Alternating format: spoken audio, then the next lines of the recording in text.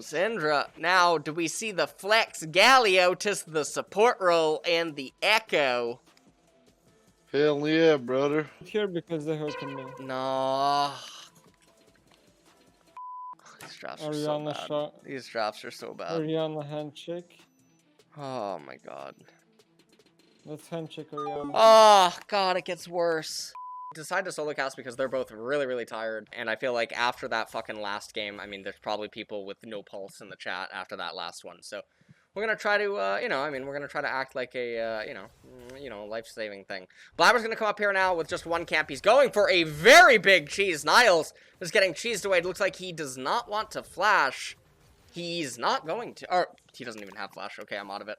All right, he doesn't even have flash. There's no way for him to get away there. He still has his teleport. He still has his ignite. Now, the question is do you just run back to the lane? And the answer is yes, actually, because if you teleport, you can actually just instantly lose the game. But if you teleport as well, Jax, because of his HP and his mana, can actually continue to stay inside of the lane, and then nothing ends up really happening.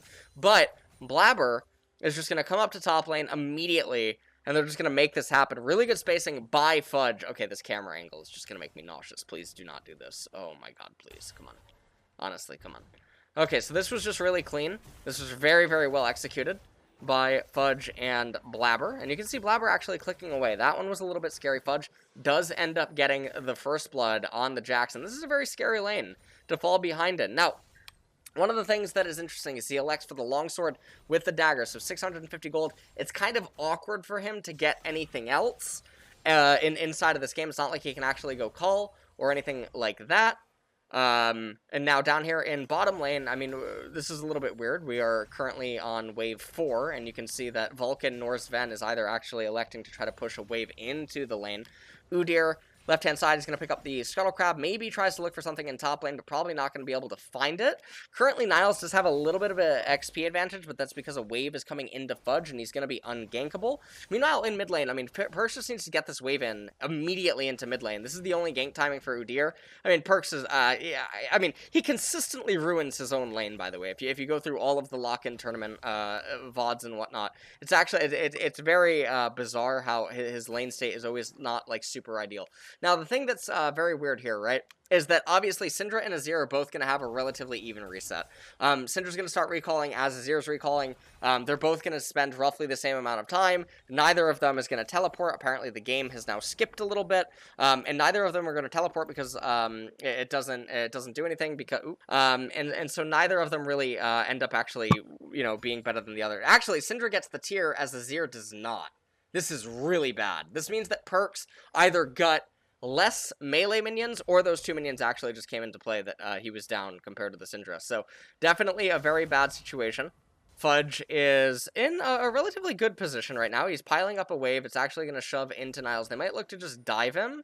And obviously Niles needs to know that, yes, I mean, the control ward goes down. You're alerted that it might be Blabber, it might be Vulcan. And now they can use deductive reasoning. They're going to be able to say, hey, Blabber's not down here in bot lane. Vulcan's not down here in bot lane. He must be top lane. Niles just getting dove, and you can see there's no help that's really going to come out. Teleport right now being channeled by the Syndra. It's going to be way too late. Iconic's here as well, but so is Perks.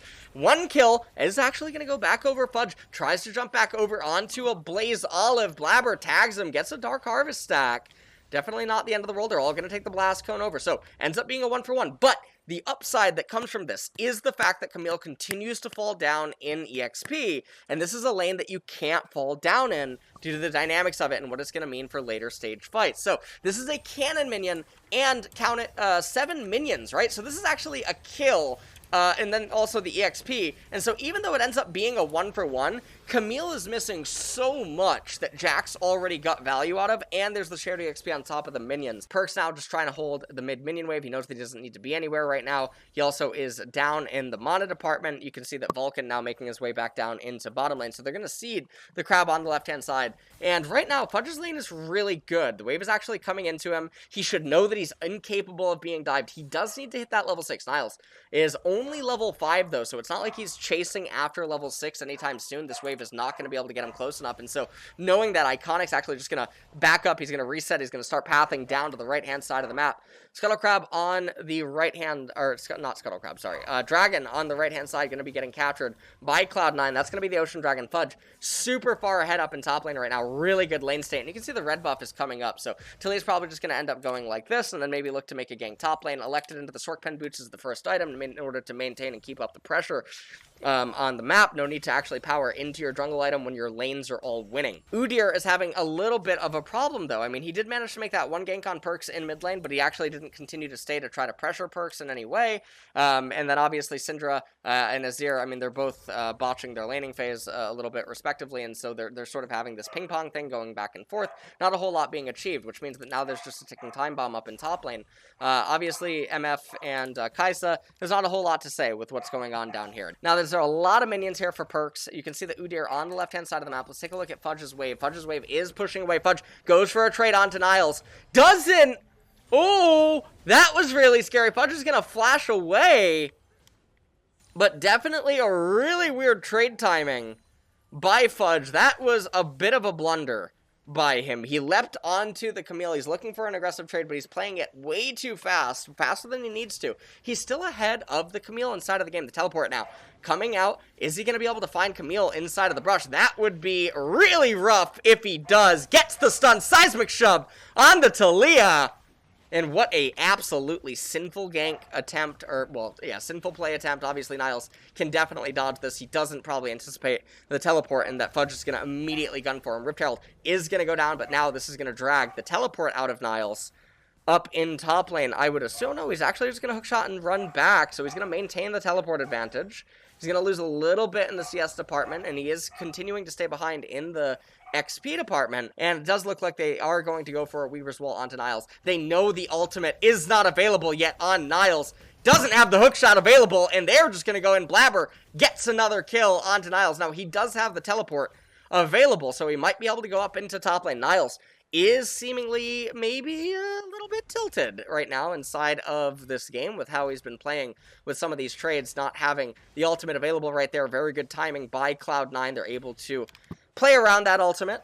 Niles probably thinks that he's relatively safe with that ultimate coming back up, but good timing by Blabber. Niles comes back into the lane, and now he might actually threaten to freeze. No, he's not going to threaten to freeze. I don't know what he's doing, actually. Pops a potion, which would suggest that he's threatening to freeze, but I don't know why he tagged some of the minions the way that he did. He is going to CS another one of the minions, probably just get a little bit of lifesteal, popped one of his refillable potions. Now he's going to maintain that lane state. Fudge does not have teleport. However, item is complete. Blade of the Ruin King for Jax has been purchased, and now it looks like the bot lane, they're going to reset in anticipation of the dragon that's coming up in just a minute. They're going to run back down into bottom lane.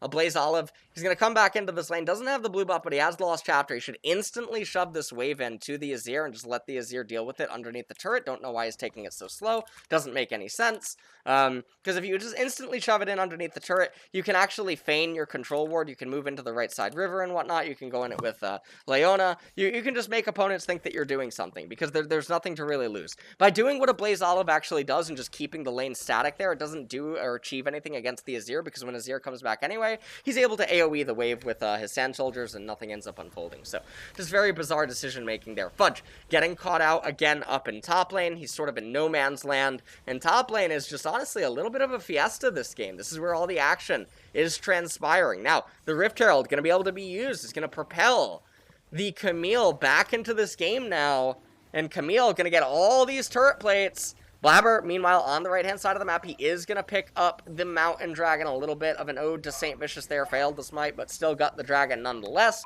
Camille does get the first turret, so I think that this is a little bit of a blunder to actually kill the entire turret, because now Fudge is going to be able to actually perma-freeze here, and this is why Iconic, Niles, and you can see Newbie, they're up here. They're trying to make this dive happen. Teleport not available on Perks. Blabber does not have Weaver's Wall, and you can see Fudge He's going to end up seeding the turret. It looks like they're just going to let him take the top tier 2, and this is fine now. Fudge is going to take this wave. He has Blade of the Ruined King, he has double corrupting potion, and he'll just threaten to freeze right here, and he'll say, you know what, okay, now your Camille's out of the game. There's no Rift Herald, there's no dragon, Camille can't go anywhere, and as long as my Azir and bot lane players do not actually fail to lose functioning brain power, what's going to end up happening is that over time, Jax is going to end up getting ahead of Camille. So keep note of what the CS difference was. I think it was 83 on Jax at one point, 84 for Camille. Let's see what it is after a couple of minutes. We're just going to write this on the screen over here. We're going to do 84 versus 83.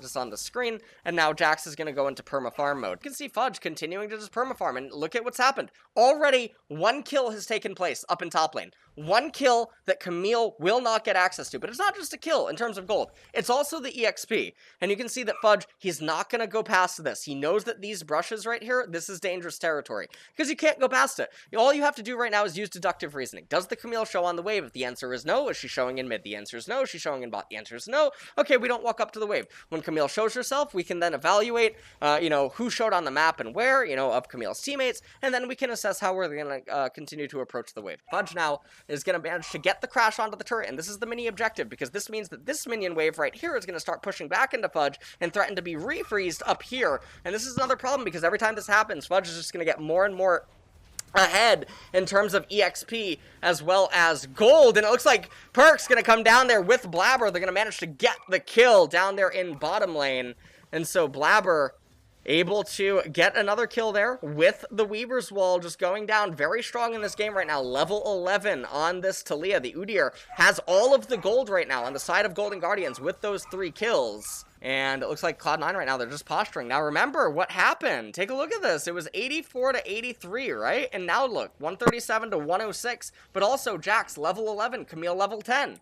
This is why sometimes taking turrets too early is actually counterproductive, because it provides the opponents with more safety measures to actually farm and then actually deny you or starve you of resources, and you can't really interact with it in any way. Obviously people will turn off their brains and they'll say buzzwords like river control and whatnot, or Movision, but it doesn't actually mean anything, because you have to substantiate what it's actually going to mean, and then also demonstrate that it's going to effectively mean something. And when you actually factor in what champions can and can't do, you realize that the conclusion that's going to be reached is that you can't actually do anything. So, mid turret is going to be raised. This is actually an example of like those turrets that, it's not like totally free, but I guess Zero going to summon Shurima. Newbie just getting caught out for no reason whatsoever, getting chunked just a little bit. And Perk's taking a little bit of a scary route. He didn't need to go like that. I mean, he's going to be overly cautious. He's going to walk around like this. They're trying to get a good angle here. If they get the Mountain Soul, they instantly win the game. They could just instantly go on to Iconic here, but it seems like now this angle is very good for MF. The trajectory for bullet time is insane. Fudge looking for the flank. Obviously, 6A here takes that option away from him. And it's going to be the Solar Flare in the background. It seems like Golden Guardians can't make up their mind. Fudge goes in the back, manages to pop the Syndra. Iconic is going to get the Mutant Dragon, and then he is going to flash out. And so in doing so, he has actually caused all of us to experience more pain by delaying the inevitable and just suspending us inside of this game for another 6 minutes or so before the game is going to end up inevitably faltering. We take a look at this, and obviously Fudge comes right around over. The Solar Flare ends up missing. Fudge gets in there with Vulcan, pops the Syndra instantly, and obviously 6A locked up as well. Iconic on the Dragon. I mean, Golden Guardians are just so disjointed inside of this fight, and there's just nothing really that they can hope to do or achieve. Now, obviously a very big win in the set, or well, a very big save, I guess, for Iconic to actually steal away that Dragon, but in the end, I mean, it's just delaying the inevitable. They can't actually come back and win this game by any means. 2 seconds now on the Dragoon, and it seems like Cloud9 are going to be taking, a pretty wide arc right here, and Golden Guardians actually starting it up. I have no fucking idea what 6A is doing, man. It's so weird.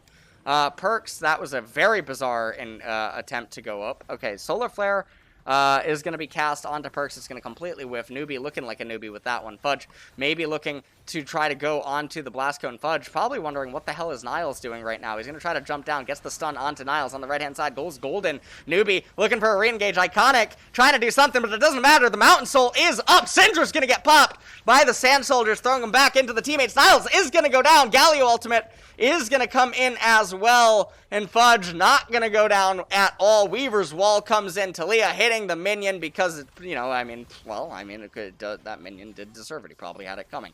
I don't think that there's a way for Golden Guardians to come back into this. So you can see that Fudge is threatening on the right-hand side. Niles tries to go on to Fudge, but Niles does not have enough damage. 6A cannot go up here because Vulcan would just enter through this area. Now, the argument might be that 6A tried to flash over, but obviously then you have the Galio ultimate that would just follow up. This angle is just way too hard against the Misfortune, and obviously Newbie has already trolled, on the left-hand side against Perk, so it doesn't really matter. There's not a whole lot that they can do.